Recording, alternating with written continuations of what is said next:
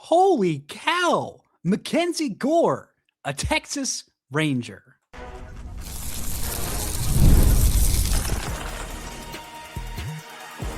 You are Locked On Rangers, your daily Texas Rangers podcast, part of the Locked On Podcast Network, your team every day.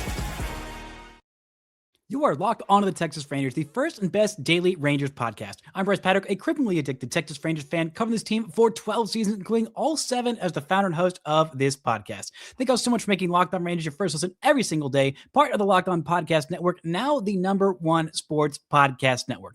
Now, you can follow me on Twitter at Bryce Patrick. You can follow the show at Locked On Rangers. Hit subscribe on your favorite podcasting platform and on YouTube, where the best way you can help grow the show is to comment nearly any single thing below. On today's show, we're talking about, the third reliever. No, we're talking about MacKenzie freaking Gore being a Texas Ranger, a massive trade to bring the Rangers massive depth in their rotation and a truly untapped talent on this rotation. And my goodness, what a day it was. The Rangers making a big trade, giving up a big haul to get left-handed pitcher MacKenzie Gore from the Washington Nationals. The Rangers are getting MacKenzie Gore for several seasons. In exchange, they are trading Gavin Fien, infielder, who was their first-round draft pick in this past draft. Really like Gavin Fien's prospect. I'll talk a little bit more about that later on in the show, about what this prospect haul they gave up, and in depth about all of these prospects and why I'm overall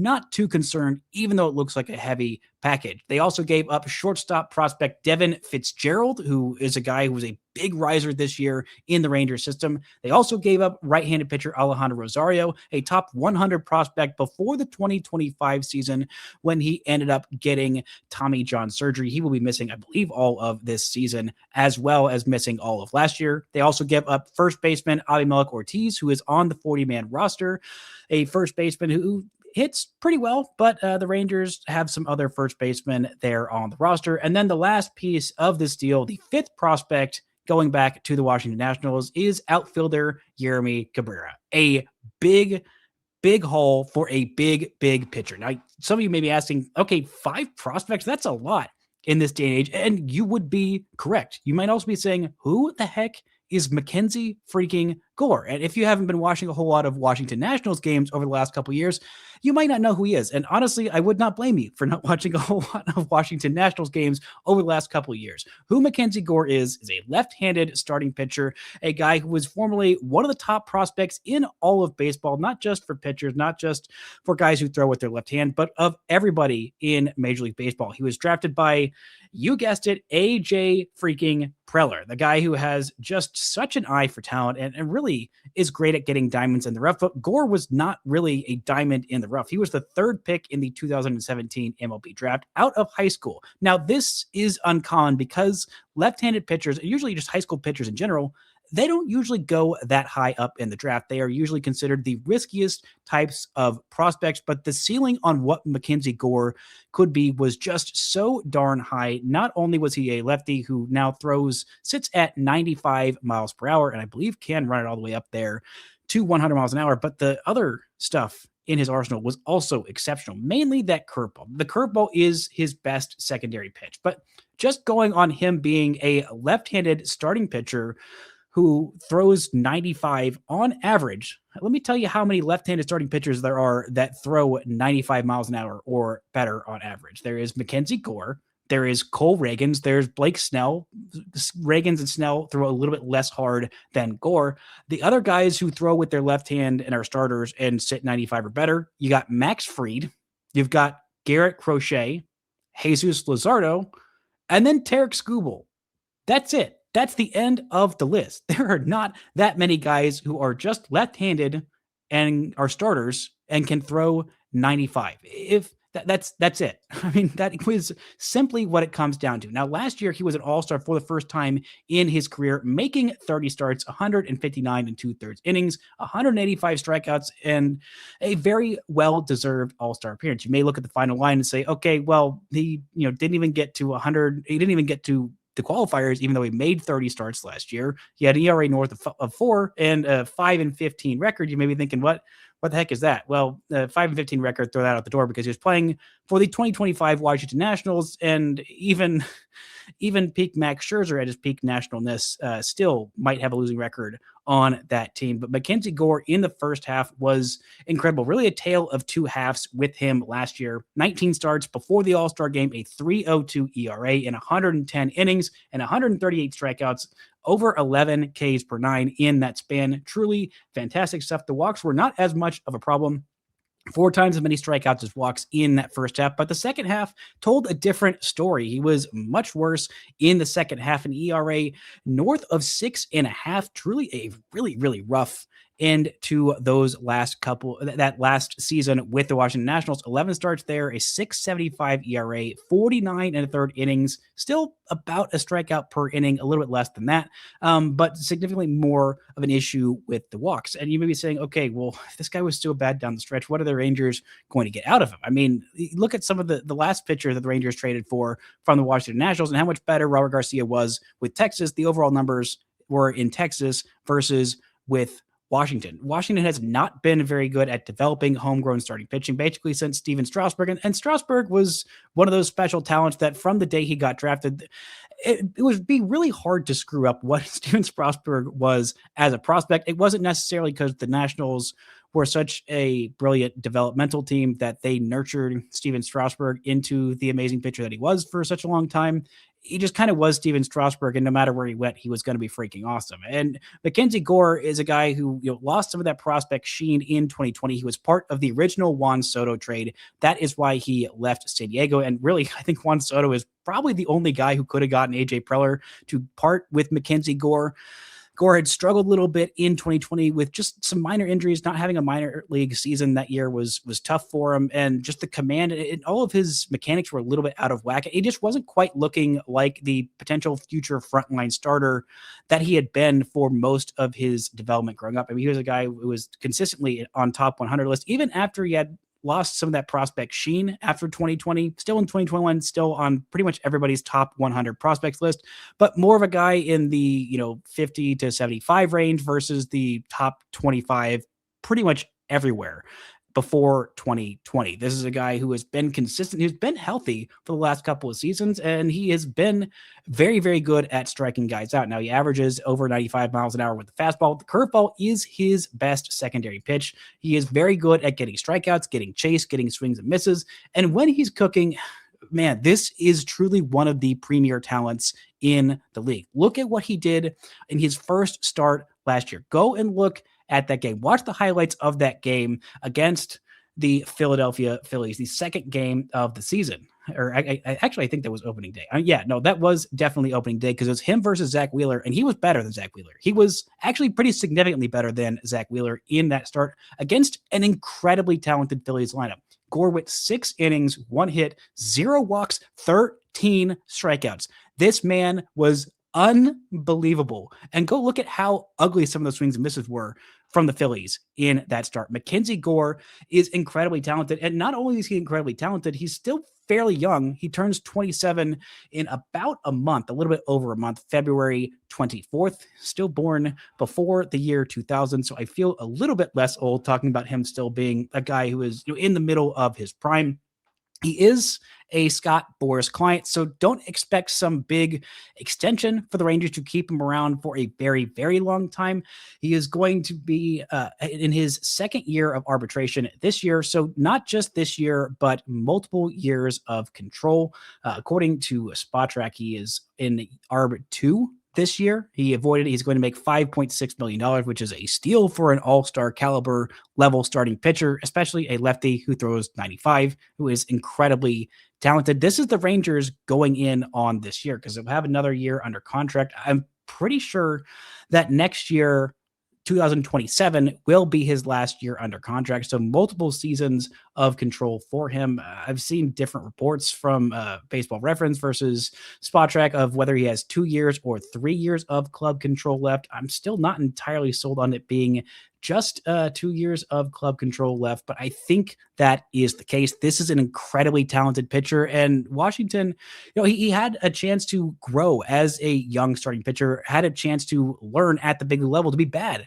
at the big level, because the way that you get good as a major league player is you're bad for a little bit. And you figure out how to be less bad, how to go through those bumps and bruises. And for the last couple of years, last 3 years actually, with Washington, he has learned how to be bad at the major league level. And I think he is ready to be good at the major league level because the Rangers have done a great job of getting the most out of talented major leaguers who are not having success as much at other places. But what did the Rangers give up? Is it going to be worth it for a couple of years of a lefty who has shown spurts of greatness and spurts of inconsistency? We're going to talk about who the Rangers gave up and more right after this.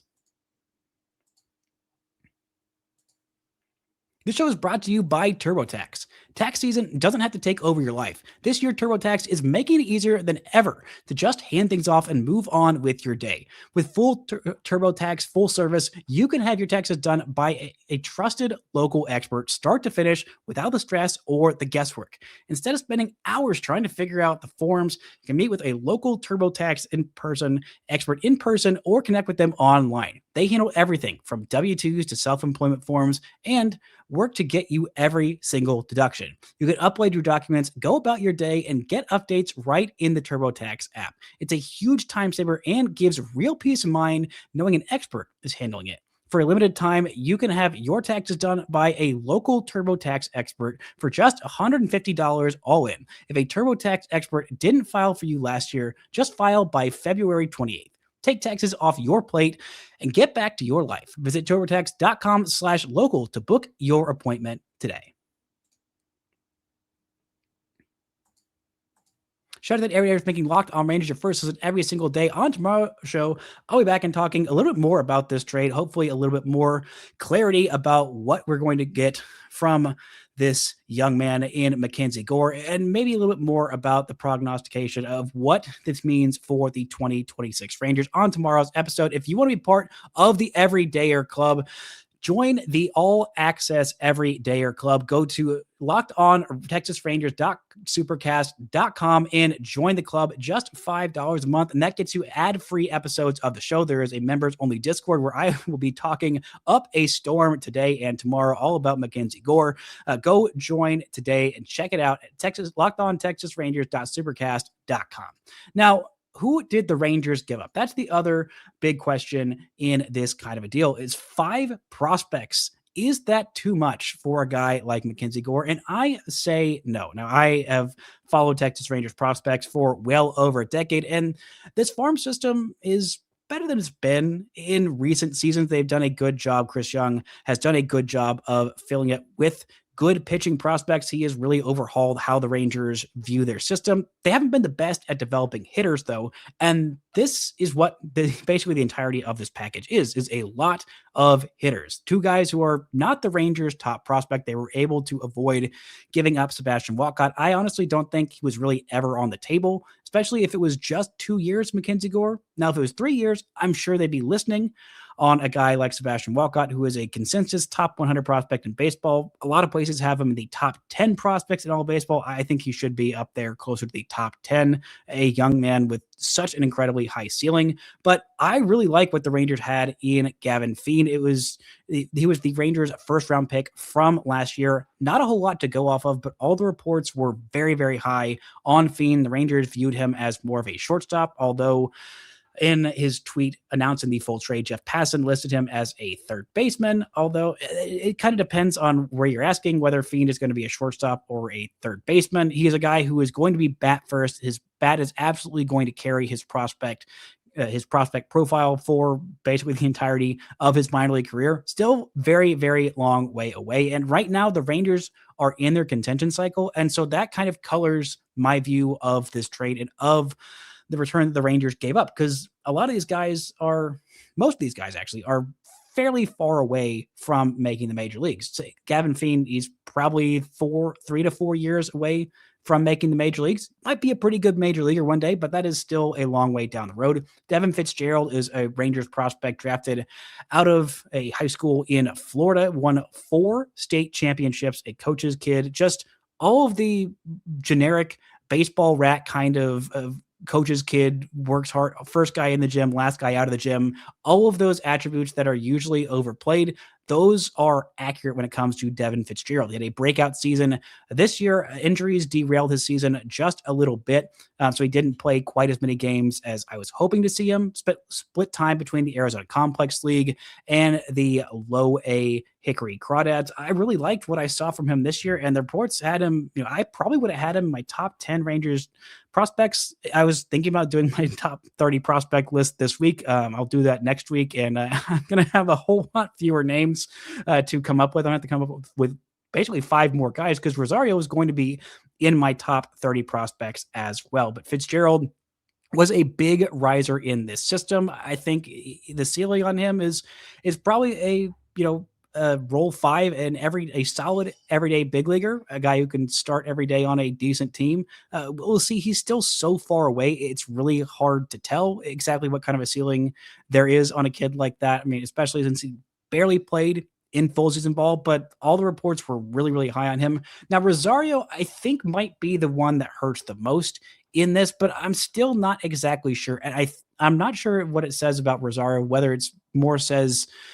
about how it says more about how the Rangers feel about his medicals versus him as a pitcher. Because before 2025, I mean, Rosario was a massive riser in this system. I mean, 2024 was incredible for Alejandro Rosario, if not for, the big rise in development of, Leiter and Rocker over the last couple of years. I mean, Rosario was really the biggest riser, a 5th round draft pick out of Miami, a guy who did not have great numbers at all in college, but the Rangers found a way to get the most out of him, and he was incredibly successful. Has a very good four-seam fastball. It touches as high as 100 miles an hour, or at least did before he blew out and had Tommy John surgery.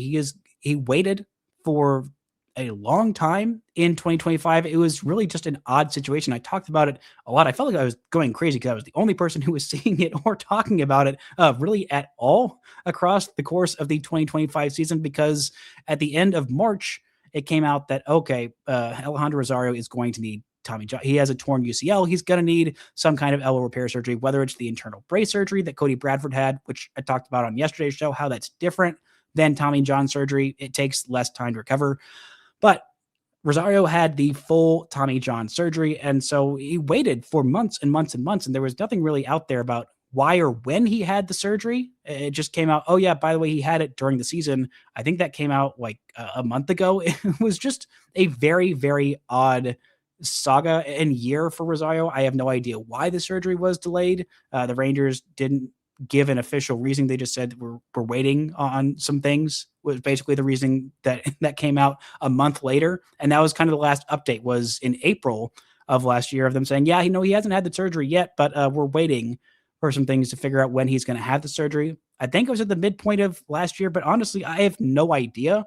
So he missed all of last year. He's probably going to miss all of this year. He was about at the AA level, and I was really excited to see how that four-seam fastball, that splitter, and that slider were all going to play off of each other. I mean, 3 truly plus pitches, a guy with 3 plus pitches who throws a lot of strikes, who could be a really solid number 3 or possibly even number 2. That's kind of how high I was viewing him back before he had that surgery to start 2025. Rosario, I thought at the time, heading into 2025, before we saw Jack Leiter just suddenly gain a couple ticks of velocity on his fastball and, figure out that, I should also throw a sinker, and also I should throw this kick change that's going to work really, really well with my stuff.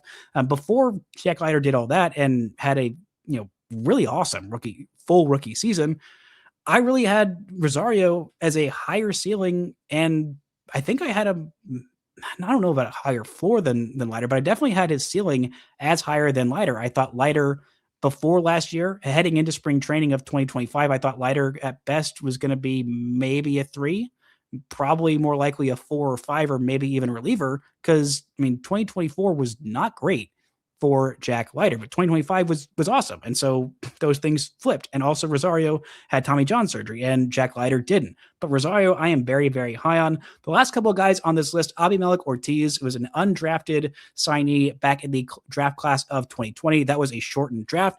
And Ortiz has been a really hot and cold bat, a guy who is a first baseman. He plays corner outfield, but he's going to be a first base / DH type. He is a left-handed hitter. And whenever he had eye surgery before, I believe it was the 2024 season, he was a real break. Maybe it was before 2023. He had 39 home runs that season, and he was fantastic. I mean, truly a night and day difference from what he had been in seasons past. But the last couple of years, it has been very much a tale of two halves with him as a prospect. The first half, he has been, less than spectacular in the second halves of the last two seasons. In 2024, he was with Frisco, and he was unbelievable down the stretch with Frisco for the last 2-3 months of the season. And it was kind of the same way in 2025. I saw him in person in 2025 with Frisco, and I was watching. The bats were still quality, but the results were not quality. Like, he was putting together pretty decent plate appearances. It's just the results weren't there. I don't think there was any major tweaks between the first and the second half, at least that I could see in 2025. It was just the results got a whole lot better. Trust the process and found a lot of success. And for Yermi Cabrera, is a guy who has yet to make it to AA, an outfielder who was not a huge bonus baby in one of the Rangers January 15th classes, international signing classes. A lot of loud tools, but hasn't really quite been able to put it all together just yet. I mean, there's a lot of toolsy outfielders in single A. I think he is in high A at this point. Maybe he'll be reaching double A at some point this season. Maybe the Nats will start him in double A to start the season, but not anybody that I am losing a whole lot of sleep over. I mean, Fien, Fitz-Gerald, and Rosario, I might lose a little bit of sleep over. Abimelec Ortiz, I'm wishing him the best with the Washington Nationals. But even though these guys, the top three in this class, are guys who I really, really like as prospects, I'm not losing any sleep over the Rangers giving them up. And I'll tell you why right after this.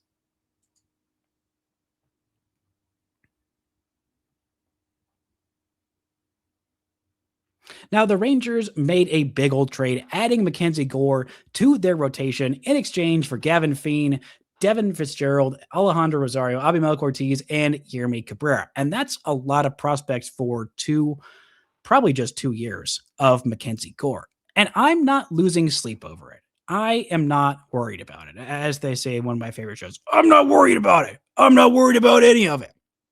Because MacKenzie Gore is fantastic, and the Rangers' contention window is now. It is right now. It is 2023. It was burst wide open a little bit earlier than I think the Rangers expected. And the Rangers need to be good right now because they have a lot of very talented big leaguers on their club right freaking now who are in their primes, who are either in their primes and young and pre-arbitration, like Wyatt Langford, like Evan Carter, or they are very good and on big long-term deals that are eventually going to look not quite as pretty as the money looks right now. Mainly Corey Seager and Jacob deGrom. Both those guys are incredibly talented, two of the best players in the sport at their position. They're making a lot of money. And so for that reason, you need to be good right freaking now. And the Rangers rotation last year was the best in Major League Baseball. Now, would you rather had somebody else's rotation in the postseason? Was there higher upside possibly with the Dodgers or maybe with the Phillies or with the Yankees at their best? Maybe. But for what they did in the regular season, by ERA, this was the best rotation in baseball. And they lost several guys in that rotation to free agency, mainly Tyler Mahle, who was fantastic when he was healthy in 2025. But he was only healthy for about half the season, and I don't know how much I would have trusted Tyler Mahle to repeat what he did across the course of an entire season. I don't think he's putting up around a 2.2 ERA for the duration of the season. But the Rangers lost him to free agency. They also lost Patrick Corbin to free agency. That I don't think they're quite as worried about. I don't even think John Gray made a start, but he was heading into the year a part of this rotation. And now I just talked about Cody Bradford on yesterday's show. He is going to be part of this rotation at some point this season. The Rangers are hoping it's in May, but on opening day, this is what your rotation looks like, assuming that everybody makes it through spring training healthy and you get to opening day and everybody who you're projecting is going to be there. Your opening day starter is Jacob freaking deGrom, one of the best pitchers in all of baseball. That's an incredible number one. Your number two, Nathan Eovaldi, who was unbelievably talented last year and had the best season of his career. He is also a postseason dog. So you head into a postseason series, and game 1 is Jacob deGrom, game 2 is Nathan Eovaldi. That's awesome. Game 3, your third starter, number 3 starter is MacKenzie freaking Gore. Or maybe it's Jack Leiter, depending on how things shake out in spring training. But your numbers 3 and 4 in your rotation are some combination of MacKenzie Gore and Jack Leiter. That is the best top 4 of any rotation in baseball. I would take that over what the Dodgers are probably going to roll out of camp with. I really would. I think it's close. I think it's really close because the Dodgers have a lot of incredibly talented pitchers in their rotation. They do. But this rotation 1 through 4 is unbelievable. I mean, Jack Leiter was incredibly talented last year. I mean, truly a fantastic pitcher. I mean, in the second half, he was a completely different pitcher than he was in the first half, although in the first half, he still showed shades of dominance. I mean, this is an incredibly talented player, and they have an all-star as their number 3 in their rotation, MacKenzie freaking Gore, who has yet to hit his ceiling. I mean, truly, there is something that we are going to see with MacKenzie Gore next year that I don't think we've seen with Gore in his time as a major leaguer. Because the Rangers, look at what they've done with pitchers and getting the most out of them. I mean, look at how much better Patrick Corbin was. Patrick Corbin, who was the worst starting pitcher in all of Major League Baseball for half a decade. And then last year was a very solid serviceable number 5 in your rotation. Look at a lot of these different bullpen pieces the Rangers had last year. Guys who they brought in who had really terrible seasons elsewhere and were fantastic with Texas. Look at what they did with Kirby Yates in 2024. They did the same thing with Sean Armstrong. They did the same thing with Hobie Milner. They did the same thing with a bunch of different guys over the last couple of seasons. The Rangers have done a great job of identifying talented players who are misused elsewhere, finding something either in their arsenal or their delivery or whatever it is. They have done a really good job at developing pitchers. That a huge credit to Chris Young, because the Rangers were terrible at developing pitchers. They were not one of these smart pitching organizations in Major League Baseball before Chris Young took over. But credit to this man. He has made some missteps since the championship. I mean, signing Jock Peterson, I thought that was a pretty easy slam dunk, good move to bolster this offense. It didn't really work. He has had to be very aggressive in making some turns on guys who were core to this championship team in 2023, just 2 years later. I mean, designating or non-tendering Adolis Garcia, non-tendering Jonah Heim, trading away Marcus Semien in exchange for Brandon Nimmo. I mean, those are big, big moves.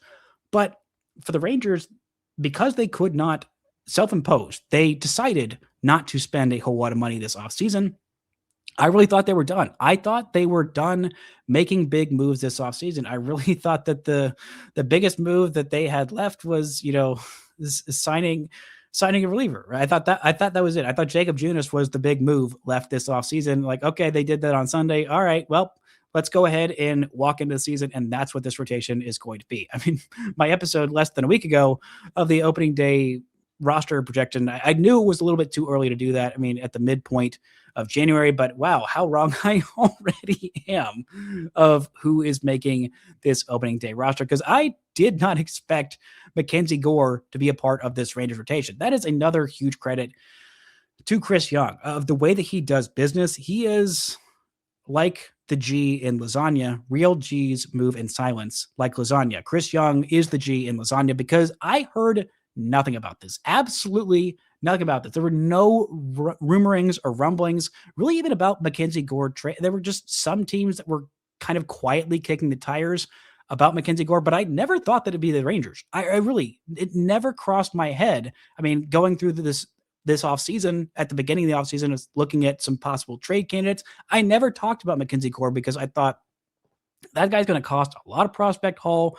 There's going to be some other team that's more desperate. The Rangers have bigger needs to fix their offense than their pitching staff, although they could use some more depth in this rotation. And now your depth is adding MacKenzie Gore, because instead of relying on what I just said, earlier about in the episode about Bradford yesterday, assuming that everybody was healthy, assuming that, DeGrom, Evo, and Leiter all made their starts, they needed 66 starts from the combination of Kumar Rocker, Jacob Latz, and Cody Bradford. I think this it doesn't entirely seal Jacob Latz going back to the bullpen, but at least probably signals that to start this season, unless there is some kind of an injury in spring training. I don't see Latz breaking camp as a starter, but this was just such a masterful move by Chris Young, who has been forced to be very, very creative because of the payroll restrictions that Ray Davis has imposed on him. I think there were some other avenues he could have gone about if he'd had a little bit more money to go and either fortify this rotation or fortify this bullpen.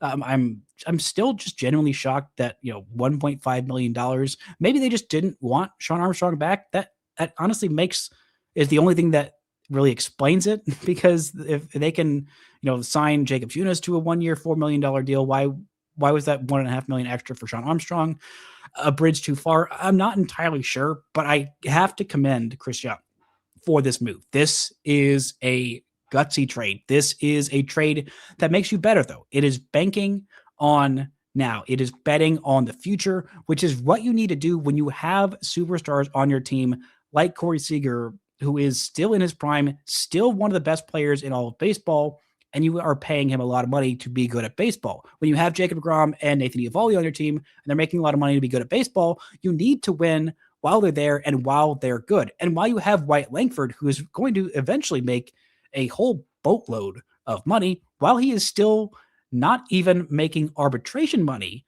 just yet, that allows you some room to go after it, to go win now, because you have so many star players in their primes, and you are just a few years removed from a World Series title. This is the last team to win a championship that wasn't the Dodgers. And so you owe it to your team, to your fan base, to all of your players and everybody who love the Texas Rangers to go for it. And that's what this is. This is a putting your chips on the table, going in on this year and next year, fortifying what was not a huge need, but a medium need with a massively talented player. And if MacKenzie Gore can find some of that Rangers magic in there, if they can tweak and just find just a little bit more for MacKenzie Gore, this trade, as good as those prospects might end up being, could look like a steal for the Texas Rangers. That's going to do it for today's show. Thank y'all so much for listening and subscribing. And until next time, don't forget to enjoy baseball.